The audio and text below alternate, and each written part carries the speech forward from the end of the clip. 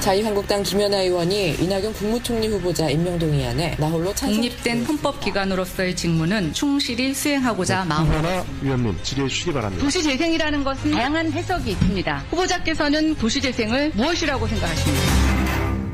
예, 어제 열린 김현미 국토교통부 장관 후보자 인사청문회 그 현장의 목소리 지금 잠깐 들으셨습니다. 어제 그 청문회장에서는요, 후보자 못지않게 언론의 관심을 끈 또 한 사람이 있었습니다. 바로 자유한국당 김연아 의원. 자유한국당 의원들은 청문회 내내 보훈 코드 인사, 5대 원칙 훼손 이런 문구가 적힌 종이를 노트북에 붙이고 일종의 피켓 시위를 했는데 김연아 의원은 동참하지 않았습니다. 이뿐만이 아니죠. 이낙연 국무총리 후보자 표결 때도 자유한국당 의원 전원이 집장 퇴장을 했는데 김연아 의원만 홀로 남아서 찬성표 던졌던 거 여러분 기억하실 거예요. 그래서 그동안 자유한국당으로부터 거세게 비난을 받았습니다. 아마 하고 싶은 얘기가 많았을 텐데 일절 인터뷰에 응하지 않다가 마침내 오늘 첫 방송 출연입니다. 자유한국당 김연아 의원 만나보죠. 김연아 의원님 안녕하세요. 예, 안녕하세요. 목소리 많이 듣고 싶었습니다. 감사합니다. 오늘 청문위원 자격으로 모시긴 했습니다만 네, 그동안에 좀 제가 드리고 싶었던 질문부터 드릴 수밖에 없을 것 같아요. 네. 이낙연 총리 후보자 임명 동의안 때의 그 단독 행동, 또 네. 어제도 A4 용지 시위를 혼자 거부한 행동. 네. 어떤 생각으로, 어떤 소신으로 하신 거예요? 피켓시나 이런 것들은 지금까지 야당에서 많이 해오던 의사표시 방법 중에 하나였습니다. 그렇죠. 예, 그래서 새로울 건 아닌데요. 저는 이제 우리 정치가 좀 변해야 된다는 생각을 계속 하고 있습니다. 특히 최근 1년 동안 더 그런 생각이 드는데요. 일단 제가 속한 야당부터 그걸 해야 된다고 생각을 했고, 또 제가 힘이 없어서 저희 당 전체를 어떻게 하진 못하지만 저부터도 그걸 실천하고 싶어서 그렇게 했습니다. 그렇게 하면 당으로부터 거센 비난이 쏟아질 거란 걸 알면서도. 예. 알면서. 실제로 쏟아지죠. 지금 자유한국당은 굉장히 못마땅해합니다. 네. 아니 자유한국당 당적을 가지고 왜 바른정당 정책의총에 참석을 하고 또 당론에 어긋나게 행동하고 탈당하면 비례의원직 상실하니까 탈당도 안 하고 있는 거 아니냐. 아니 정치도의가 있다면 비례의원직 던져버리고 스스로 탈당해라. 이런 얘기 하는데 어떻게 생각하세요? 네, 지금 여러 가지 질문을 막 하셔서 제가 이제 뭐부터 정리해야 될지 모르겠는데요. 일단 저는 아직 그렇게 제가 소신이라고 생각할 정도의 그런 수준은 아니라고 보여집니다. 그래서 사실 좀 그런 단어는 무겁고요. 다만 이제 저는 정치인 이전에 국민이고 또 정치인도 국민의 시각에서 봤을 때 상식적이어야 된다고 생각을 합니다. 그래서 물론 당에 대해서 배신을 했다면 저는 일부 수용할 수 있다라고 보여집니다. 그렇지만 저는 여태까지 한 번도 국민을 배신한 적은 없다고 생각을 하고요. 또 국민이 바라보는 수준에서 정치인의 상식적인 행동을 벗어나지는 않았다고 생각을 합니다. 국민의 상식을 벗어난 적 없고 국민을 배신한 적 없다 이런 말씀. 네. 근데 지금 이제 그렇다면 네. 이 당과 당의 그 어떤 당론이 맞지 않는다면 버리고 나가라. 의원직이라도 던지고 다른 당으로 가라라는 자유한국당 주문에 대해서는 어떻게 답하시겠어요?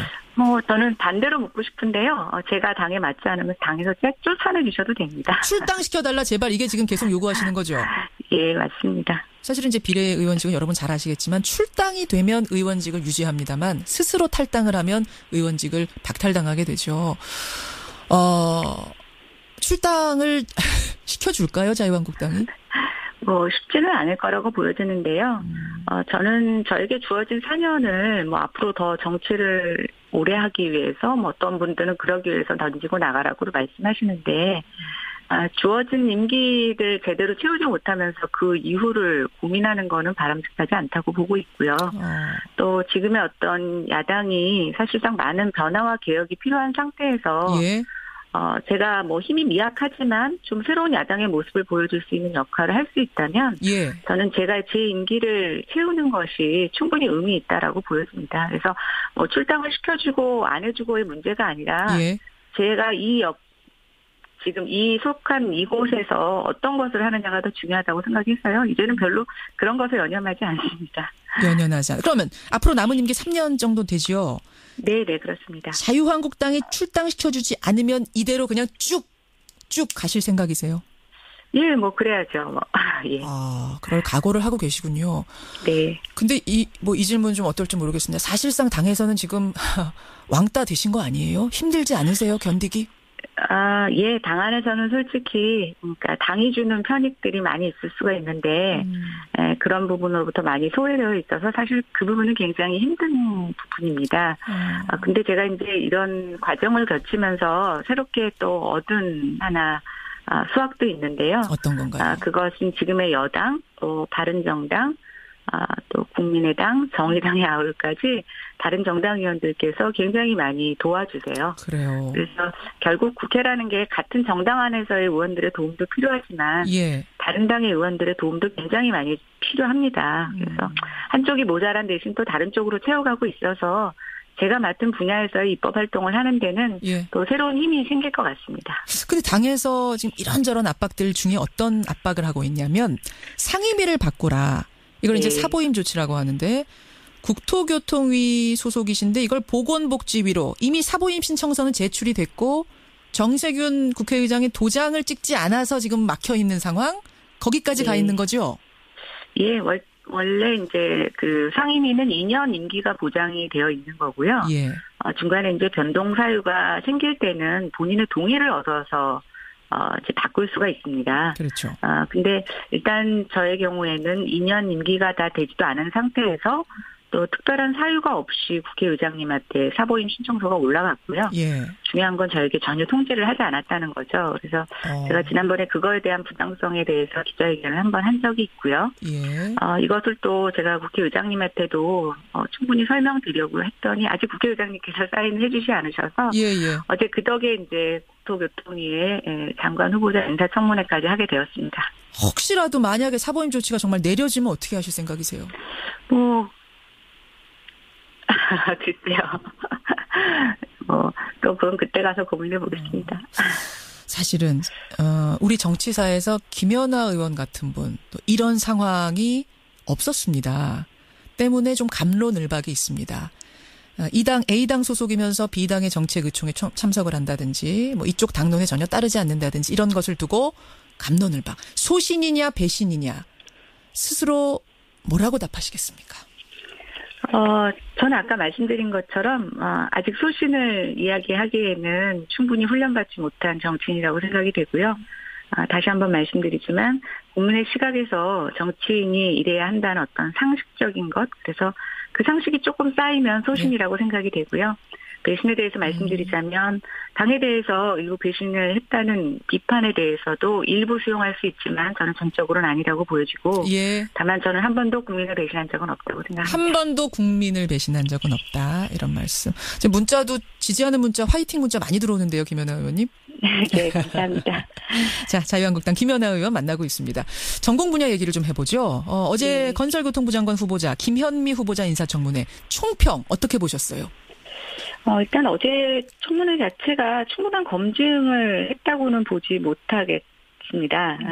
일단 여당의 질문은 너무 방어적이었고 좀 정책 홍보적이었고요. 야당 역시 그 논문 표절 이외에는 예리한 정책 검증을 하지는 못했다고 보여집니다.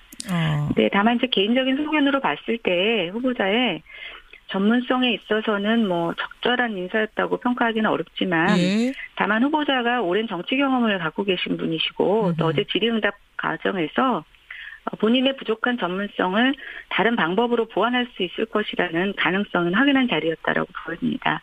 좀 아쉬웠던 건 예. 어제 논문 표절 얘기가 좀 있었는데요. 그랬죠. 저는 그 연령대에서 흔히 일어날 수 있는 잘못이라고 보여집니다. 다만 우리가 어떤 무결점의 인간을 이렇게 발탁하는 게 아니기 때문에 예. 인정을 하고 앞으로 그렇지 않겠다라는 의사 표명을 해주셨으면 더 좋았을 텐데 계속 표절을 부족한 논문이라고 좀 비껴서 답변하신 것이 좀 답답했습니다. 그래서 오히려 그렇게 말하시는 것에 대해서 국민들이 앞으로 장관의 말씀에 신뢰를 가질 수 있을까? 이게 조금 아쉬운 점이었습니다. 지금 근데 자유한국당은 뭐라고 하냐면요. 전문성 없는 코드 인사고 논문 표절 문제로 도덕성에도 문제가 있다. 자진 사퇴하라라는 입장이 나왔습니다. 그러면 또 김연아 의원은 다른 생각하시는 거네요. 예, 근데 뭐 어차피 청문회에서 저는 저희가 좀 정치 문화가 바뀌었으면 좋겠다고 생각되는 것 중에 하나인데요. 예. 물론 당론이라는 것도 굉장히 중요한데 저는 당내 의견들의 소수 의견도 굉장히 중요하다고 생각이 됩니다. 소수 의견. 그래서 결국 청문회 보고서가 채택될 때는 저는 소수 의견으로 받아들여질 수 있을 거라고 생각이 되는데요. 또 그건 역시 받아들여지는 게 저는 정치라고 보여집니다. 예, 소수 의견으로서 김현아 의원은 김현미 후보자 정도면 가능하다라고 판단을 하신 거군요. 적격이라고. 네, 좀 아쉬운 점이 있지만 또 그 부분에 대해서 보완의 말씀을 하셔서 저는 약간의 평균 이상 점수만 정도 드리겠습니다. 그렇게 알겠습니다. 네. 자, 인사청문회 쟁점을 떠나서 어제 나오기도 했습니다만 지금 부동산 상황이 상당히 과열조짐 보이고 있죠. 제일 시급하게 손봐야 할 것들 어제 여러 가지 이야기 나오던데 김현아 의원은 어떤 지점이라고 생각하세요? 전문가로서. 저는 일단 청약시장 규제가 제일 필요하다고 생각을 했습니다. 그리고 이것은 제가 국회에 들어와서 1년 내내 대정부 질문이나 국감에서 지적했던 사항이고요. 그렇죠.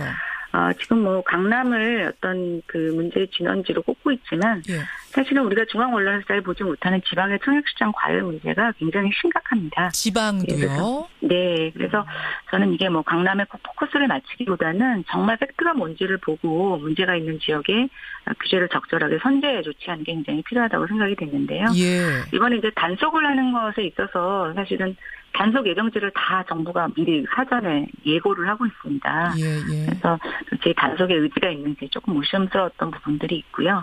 어찌 보면 가장 행정력을 발휘해서 먼저 효과를 낼 수 있는 게 이런 단속 행위인데 좀 불시에 단속을 해서 어느 정도 상징적으로 불법 행위를 하는 사람들을 적발해내는 이런 정도가 새 정부 출범에 맞춰서는 오히려 적절한 정책적인 수단이 아닌가라는 생각을 해봅니다. 그렇게 보시는군요.